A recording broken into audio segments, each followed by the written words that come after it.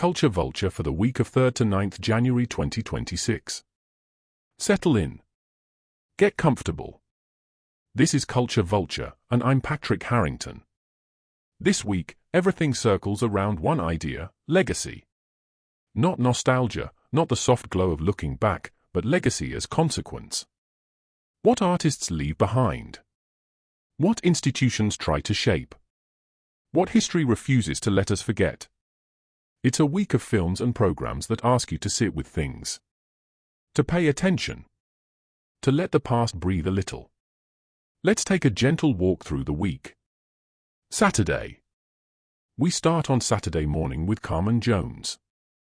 It's one of those films that still surprises you.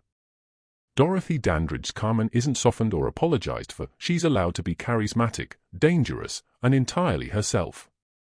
It's a musical that doesn't try to reassure you. It lets desire have consequences. Later in the afternoon, The Eagle has landed. People often remember it as a pulpy wartime thriller, but when you watch it now, it feels like something else entirely. It's about competence meeting reality. Michael Caine plays a man who knows exactly how to do his job and knows it probably won't matter. The tension isn't in the twists, it's in the inevitability.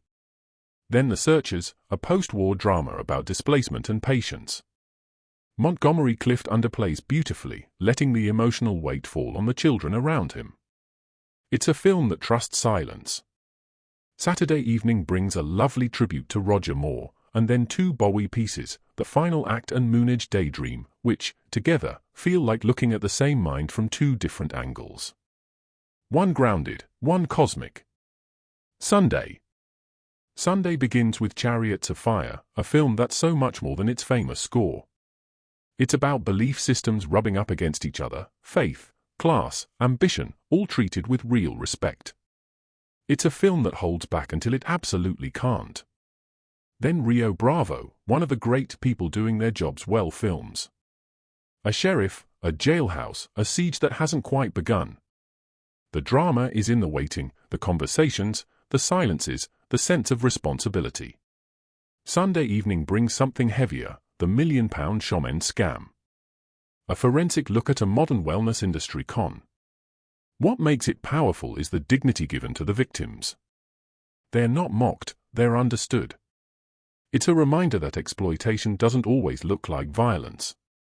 Sometimes it looks like someone offering to heal you. Then Back to Black, the Amy Winehouse biopic that works best when it slows down, when it lets the music be work, and shows the pressures around her without turning her into a morality tale. Monday. Monday brings Gold Wars Down Under, which is less about gold and more about obsession. Ordinary people convincing themselves that the next dig will change everything. It's intimate, tense, and surprisingly emotional, a portrait of hope and stubbornness in equal measure. Tuesday. Tuesday is the week's center of gravity, Culloden. Peter Watkins' film still feels radical. By shooting the 1746 battle like a modern news report, he collapses the distance between past and present. It strips away the romance and shows the class violence underneath, impoverished Highlanders pushed into a conflict that wasn't theirs, crushed by a state machine that knew exactly what it was doing. It's not comfortable. It's not meant to be. It's a reminder that history isn't a story, it's a series of consequences. The companion piece, The Making of Culloden, makes Watkins' intent explicit, form as ideology, television as weapon. Wednesday. A gentler midweek offering, Eddie the Eagle.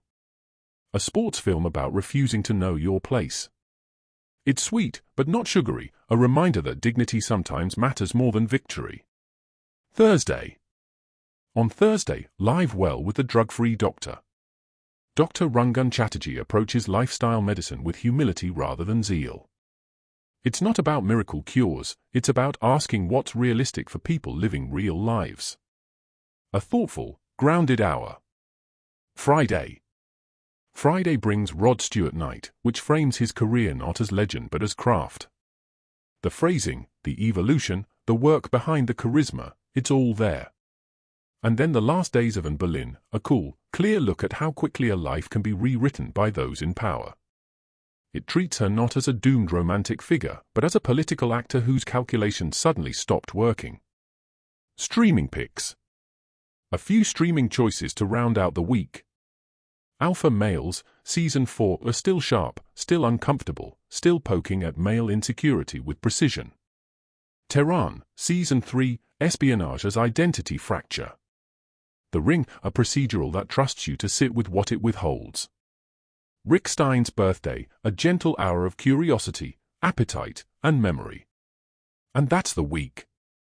A week about legacy, not the soft glow of nostalgia, but the harder truth of consequence. What we inherit. What we carry. What we leave behind. Thanks for joining me for this week's Culture Vulture. I'm Patrick Harrington. Take care, and I'll see you next time.